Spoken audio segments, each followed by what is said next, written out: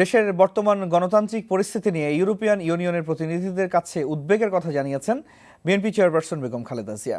European parliament member Jean লেমবার্টের নেতৃত্বে বেগম খালেদা জিয়ার গুলশান কার্যালয়ে তার সাথে সাক্ষাৎ করতে আসা 9 সদস্যের প্রতিনিধি দলের কাছে তিনি এই উদ্বেগের কথা জানান। এ সময় প্রতিনিধি দলটি বেগম খালেদা জিয়ার সাথে দীর্ঘ 30 মিনিট ব্যাপী বৈঠকে দেশের রাজনৈতিক, সামাজিক ও অর্থনৈতিক বিভিন্ন বিষয় আলোচনা করেন। বৈঠকে দেশের চলমান সংকটময় গণতান্ত্রিক ও মানবাধিকার পরিস্থিতি থেকে উত্তরণে সবার অংশগ্রহণে একটি অবাধ, সুষ্ঠু ও নিরপেক্ষ নির্বাচনের প্রয়োজনীয়তার কথা উল্লেখ করেন বিএনপি চেয়ারপারসন।